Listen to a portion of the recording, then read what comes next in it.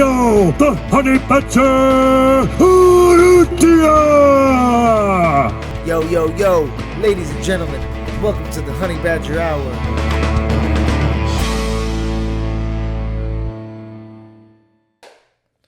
Yo, ladies and gentlemen, welcome to another episode of the Honey Badger Hour podcast. It's your boy, the Badger, and we are back.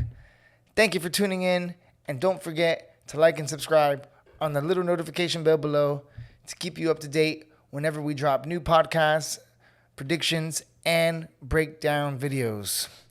Good to be back, guys. Today, we are going to be breaking down one of the greatest rivalries in MMA history. We are talking about Conor McGregor versus Khabib Nurmagomedov. When it comes to the most classic and epic fight, I think, in UFC history, I don't think it's much comparison, guys. There is a few great rivalries in the UFC, right? You got DC, John Jones, Stipe Miocic, and DC, but there wasn't too much bad blood there, but they had like a big rivalry, you know. We had Ben Henderson versus Frankie Edgar versus Gray Maynard. We had the Frankie Edgar, BJ Penn trilogy. So there's been some amazing trilogies in MMA, right? I know I'm missing a few maybe. We had Matt Hughes, GSP, okay? GSP, who else?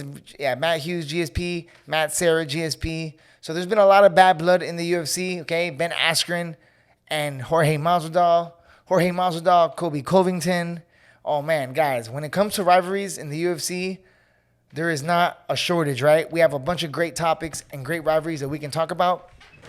But I think for sure the most recent and the one that I think is definitely the biggest UFC fight of all time, Conor McGregor versus Khabib Nurmagomedov. They got the top grossing gate of all time history. They're number one for pay-per-view sales that day. All right. And this is if you guys don't remember, this is a rivalry that started a long time ago, but wasn't always in fruition because for a long time, Conor McGregor was fighting at 145. He was the featherweight champion. He beat Jose Aldo, okay? And back then, when he was fighting at 145, Khabib was all about the Conor McGregor life. He was a fan of his. He even predicted that Conor McGregor would beat Jose Aldo, probably by a finish, you know, that he could probably finish him and he would be great at featherweight. But they did ask him that if Conor moved up to lightweight, what do you think? And Khabib always said, he's like, he's a great champion at featherweight. I think he can knock those guys out. But if he comes up to 155, 100% I'll smash him, right? So they kind of made it clear. Now the problem is when the big beef popped off between Conor and Khabib is when Artem Lobov, right? When Artem was who is Conor McGregor's training partner, right? He was yapping off at the mouth, talking smack about Khabib, talking about how Khabib has pulled out so many times and that Conor's never pulled out of a fight. You know, Conor always shows up. That's a real man. And that, you know, being a bitch, pulling out, he was basically saying that pulling out is really bad, you know, like, Conor's never pulled out of a fight. He always shows up and he always fights. So something happened between that, right? And he said that on a video. Khabib ends up running into him one day in a fight week, right? I think it's the fight week. This is the crazy fight week when Khabib is supposed to fight. He's supposed to fight Tony Ferguson. Tony Ferguson slips, hurts his knee backstage wearing sunglasses, right? Then they have to look for a new opponent. They get Max Holloway, but then after like 3 days, the New York State Athletic Commission doesn't approve Max Holloway. So then you got that whole shebang going on. Then Khabib ends up cornering Artem Lobov, okay, talking shit to him, and he bitch slapped him, blah, in front of his whole team. Now, in Artem's defense, Khabib rolled up on him with like 8 Dagestan guys, right? He rolled up on him, mob deep, kind of intimidating, like on some thuggish, ruggish bone stuff. You know what I'm saying? So a little bit gang style, the way Khabib rolled up on him. But like Khabib says, bro, in my world, you don't talk, dog. Like, whenever you say something bad or you come out your neck talking about somebody, there's going to be a repercussion for it, right? So I think that's what Khabib was saying. Like, you're out here yapping on podcasts, yapping on interviews. Well, one day you're going to see me, bro. And when you see me, it's going to be a problem. So Khabib did roll up on him. But then I think that got wind to Conor back. I don't even know where Conor was. Conor might have been in Dublin, Ireland or something. He was back home. he sees the video of Khabib rolling up on Artem, and then he comes with his boys, jumps on a plane, and comes down to Madison Square Garden, which is absolutely crazy, you know? And these guys, because Conor was a little bit of a hiatus from MMA, right? Because Conor was out doing the boxing tip, going to fight Floyd Mayweather after winning double champ status. So, I mean, talk about a guy who knows when to get in and get out when it's hot, right? Because Conor knew exactly, boom, jumped out, did boxing, and let Khabib kind of come into fruition and get the title that was vacant at the time, right? So kind of crazy how the whole thing played out. So Conor ends up flying back to New York on some thug shit, right? Pulls up on the bus, and he's looking for Khabib and the crew. And I think they were at a press conference or something, and that's when the whole shenanigans happened with Conor McGregor throwing the dually. You know, he threw the dolly at the bus. 3 people got hurt, right? Rose Namajunas, I think Rose had to like pull out of the fight or something happened. I think Rose was the co-main event. Michael Chiesa had to pull out because he got glass in his eye, which is crazy. Yo, can you imagine fight week? You're about to fight. You're in the best shape of your life. And then some hooligans roll up and they throw a damn dolly at your bus and you get glass in your eye. Man, that is crazy. So, poor Michael Chiesa, right? I mean, I'm sure he got paid out. I think they all sued Conor too. So, but man, so that makes the whole beef, and that whole situation is what makes the Conor McGregor versus Khabib such a more magnified and electrifying fight. Because that's when you get the most famous quote. This might be one of the most famous quotes in history in MMA that rap songs say now. Send location. That's when the famous Khabib line came out, where he said, "Brother, if you want to fight with me, send me your number, send location, and we can meet. We don't need camera. We don't need anything, you know?" So the most famous quote in MMA history came out of that event, came out of that rivalry, and the highest pay-per-view sales. So maybe everything happens for a reason. That might have been like some mad genius, or just, you know, these guys being such crazy hooligans and like savages, right? Like being so about that life, the way the whole thing panned out, it just worked out perfectly, especially for the UFC making money, and even for Conor and Khabib.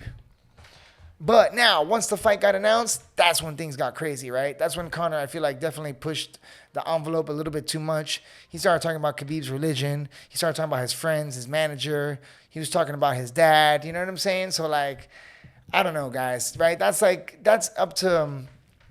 I have a thing personally about that. Like, I was never a big fan of the Conor McGregor era. You know, I always wondered if, like, the Conor McGregor era kind of like... it's like the Attitude Era of WWF, I guess, or WWE, whatever they call it. I mean, once Conor McGregor, I was already training for a long time before Conor started. Like, I'm sure Conor's been training like same amount of time, but like when Conor got into the UFC, I was already a professional. I was already fighting on the circuit, you know, trying to make my way up the ranks. And I saw a distinct change in character of people who trained martial arts before and after Conor. Like, you can almost look at the effect, right? Like, you have the Conor era, and then you have the before Conor and after Conor era. And man, before Conor McGregor, martial arts used to be like very how Khabib was, you know? It was a lot about honor.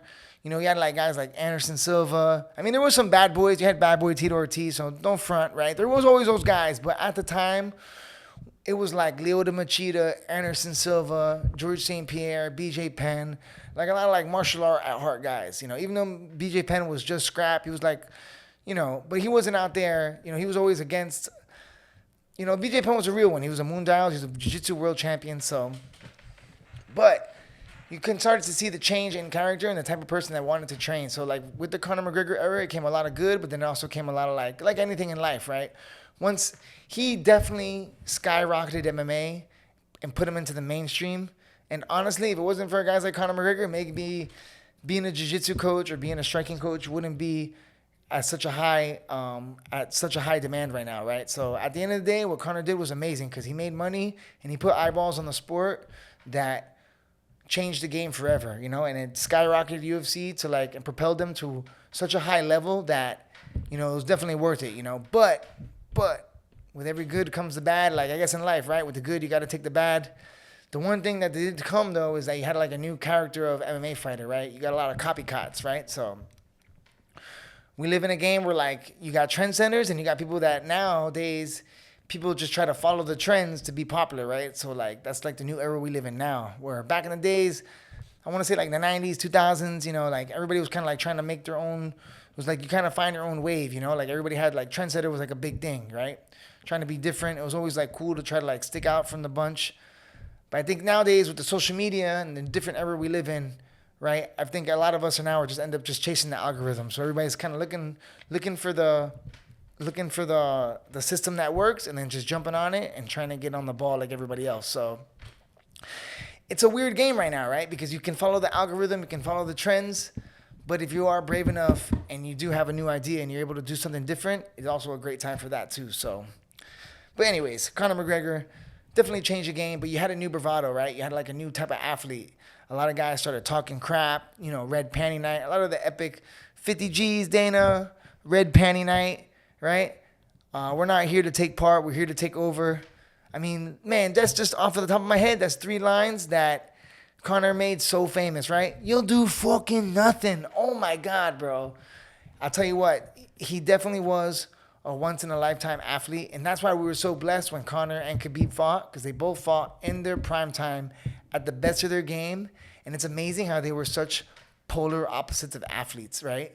You had Khabib Nurmagomedov, who's like, I'm going to do a whole video on this. My next video is going to be on Khabib Nurmagomedov and the Dagestan fighters and the culture and how Islam shapes amazing fighters and how, you know, if you were going to build a perfect fighter and you were going to write the perfect storyline for an athlete, the Khabib Nurmagomedov story is what I would just copy and paste. I mean, after what he has done and said and the way he carries himself as a human and as a champion on and off the mats and the way he not only helps himself to become the best, but the way he helps his community, like now the blueprint for the perfect fighter is definitely out there, guys. So for the new guys coming up, if you're a young kid and you want to think how to train, honestly, it doesn't matter what martial art you choose that you want to have your base in, but if you have the mindset and the work ethic of a Khabib Nurmagomedov, like that seems to be like the ticket to success no matter what you want to do, right?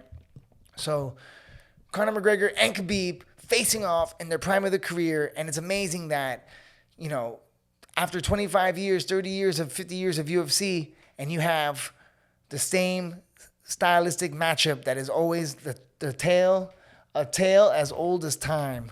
Striker versus grappler. You got the striker versus grappler in Khabib Nurmagomedov. You got the guy who grew up in Dagestan in the mountains, wrestling bears from the humble beginnings, trained by his father, a legendary coach in Dagestan as well, a pillar of the community, right? Sacrifices his whole life, makes a gym inside their house, and raises 12 fighters like of his cousins and friends in the community. You know, this is a guy who was built by his father, gets his visa, goes to USA, finds AKA, starts training with Javier Mendez, and becomes the one, to me, in my opinion, honestly, maybe one of the greatest UFC champions of all time. And I think the GOAT MMA fighter, just because the way he walked away.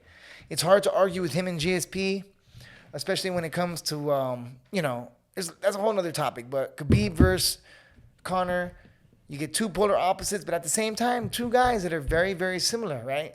I mean, minus the drinking and the, you know, other stuff of Conor that wasn't really too prevalent back then, right? But Conor started off his career becoming a superstar by talking about manifestation, right? Talking about believing, having that ultimate self-belief, right? Calling the shots, Magic Mac. Remember, like, he would call the shots, call the rounds, and he had that belief and he had that heart, right? That all transcended into the champion he ended up becoming. So, man, the Conor McGregor era, unbelievable, man. The guy was a trendsetter, often imitated, never duplicated, broke pay-per-view sales, okay? And you want to talk about making money like a real master? I mean, you're talking about a guy who, he's got the highest MMA pay-per-view gross, okay? He's the highest paid boxer debut of all time, and he's also the highest paid acting debut of all time. So he hit the big 3. Conor McGregor within boxing, MMA, and movies. Everything he touches turns to gold. Now, obviously, this is talking about Conor on a fighting level, right? This doesn't go into his personal things. We know that he's having some tough times right now, and he's going through a little bit of a rough patch. And I think, honestly, man, like, I think he just, when you're a wild dude, and when you're a guy that's successful, Conor, and you have that mind, sometimes that mind and being that great at things is a gift and a curse. So I'm just going to pray for Conor, right? And I hope that the best comes out of it. But you're talking about two guys in their prime time facing off. And, man, I'll tell you what, for all the shit that Khabib, the way he mauled a lot of people, Conor was definitely prepared for that fight, right? The way that match turned out was crazy, man. Khabib ended up taking him down, mauling him in round 1, mauling him in round 2. And then he's talking to Conor, hey, let's talk now. Oh, my God. You can't write that, right?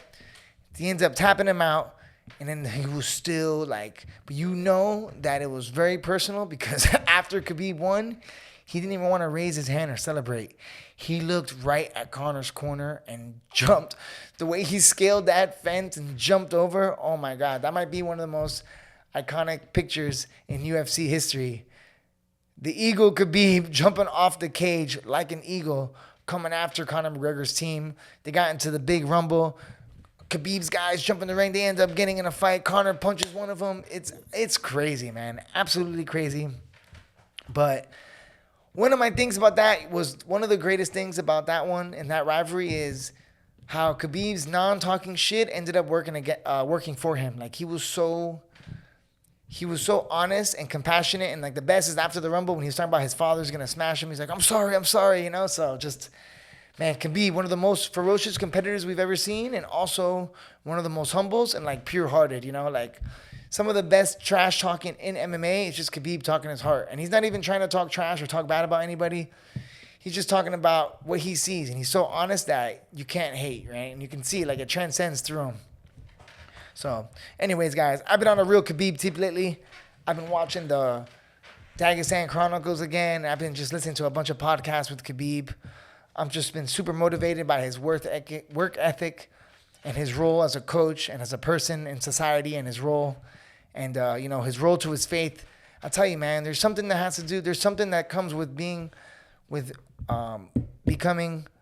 following Islam and being a Muslim and fighting. It seems to be like the perfect religion for fighting because for fighting, you need to have that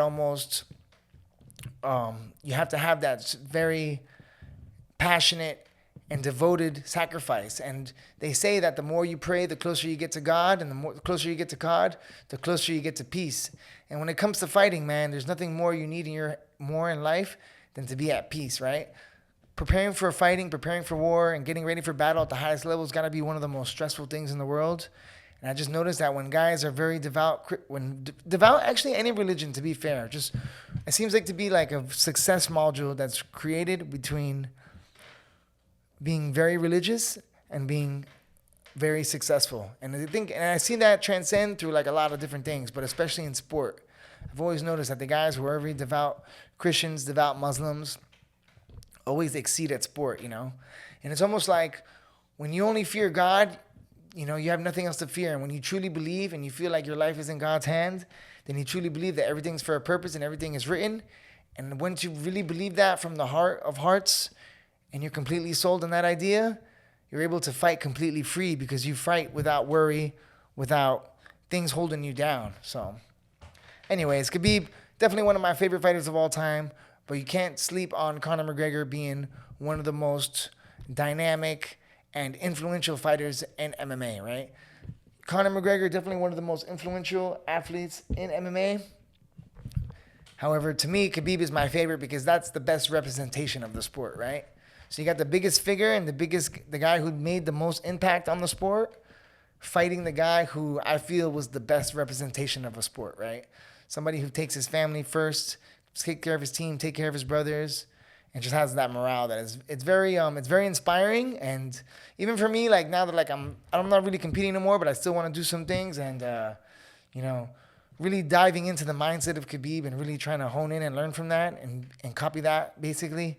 I feel like if anybody wants to be successful in life or in fighting, if you take a real deep dive into Khabib and his psychology and the philosophies that he has, like you'll be able to go really far, especially in the sport of MMA. Anyways, guys, Let me know what you think. Is there a bigger rivalry besides Conor McGregor versus Khabib Nurmagomedov? Do you think that's the biggest rivalry in MMA history?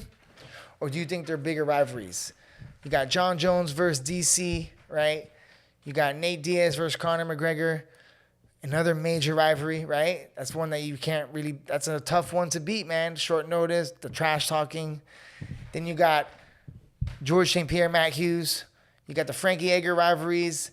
Uriah Faber versus Dominic Cruz, even though Dominic Cruz won them all. But hey, comment below. Let me know what you guys think. And let me know what you want to hear me talk about next, okay?